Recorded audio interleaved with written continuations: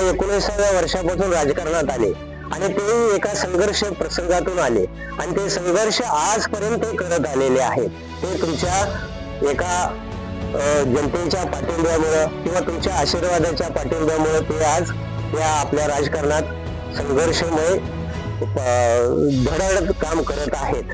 आणि हे करत असताना त्यांनी गोरगरिबांसाठी इतके मोठ्या प्रमाणात कामं केलेली आहेत की गावापासून कितीही तुमचे घर असू दे, वाडी वस्ती असू दे, तिथं पिण्याच्या पाण्याची पहिल्यांदा स्वच्छ पिण्याच्या पाण्याची सोय केलेली आहे. आणि त्याचबरोबर कुठलाही वाईट प्रसंग कुणाच्याही घरात घडू दे, कुठल्याही जातीपातीचे आपल्या गटातटाचे न बघता त्यांनी काय केलेलं आहे की प्रत्येकाच्या घरात जाऊन त्यांचं सांत्वन करण्याचा प्रयत्न केलेला आहे. आणि हे सांत्वन करत असताना एवढंच नाही की त्यांच्या सुखदुःखात सामील होऊन त्यांच्या लढी अडचणी काढण्याचा प्रयत्न केलेला आहे. आणि एवढंच नाही की ज्या ज्या ठिकाणी ग्रामीण भाग आमचा एरिया असला तरी सुद्धा जिथं जिथं पाणी साचतं त्या ठिकाणी मुरुम असू द्या, पेविंग ब्लॉक असू द्या, अशा प्रकारची सोय केलेली आहे. त्या वाडी वस्तीवरती दिवाबत्तीची सोय केलेली आहे. गावामध्ये शाळा चांगल्या प्रकारची केलेली आहे. एसटीच्या सोय, पिकअप शेडची सोय केलेली आहे. ज्या ठिकाणी गटारी नव्हत्या अशा प्रकारचे गटारे केलेले आहेत. हे करत असताना कुठल्याही आपल्या पार्टीचा असो नसो तिथं विकास झालेला नाही, जिथं सोय नाही अशा ठिकाणी जाऊन तुम्ही प्रत्यक्षात काम केलेलं आहे. म्हणजेच हा नेता तळागाळातील आहे, आपल्या पार्टीचा आहे म्हणून केलं, दुसऱ्या पार्टीचा आहे म्हणून असं करणारा अजिबात नेता नाही.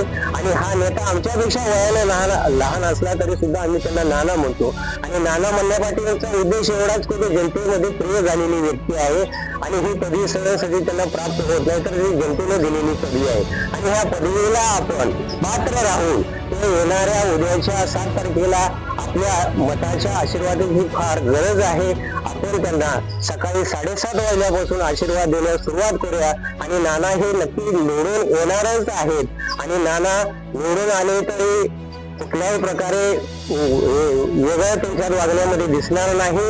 आणि हे करत असताना त्यांनी विकासाची साथ कधी सोडलेली नाही. म्हणून आपल्याला सर्वांना, माझ्यासारख्या ज्येष्ठ नागरिकांना असतील, माझ्या मित्रमंडळीला असतील, आया बहिणींना असतील, सर्वसामान्य जनतेला असेल, सर्व या येळावी जिल्हा परिषद गटातील सर्व मतदारांना आम्ही एक नम्र विनंती करतो, आवाहन करतो, नतमस्तक म्हणून त्यांना विनंती करतो की येणाऱ्या 7 तारखेला आपल्या मतदानाच्या रूपानं आशीर्वादाची गरज आहे. तो आशीर्वाद देऊन नानांना प्रचंड मताने निवडून आल्या. धन्यवाद.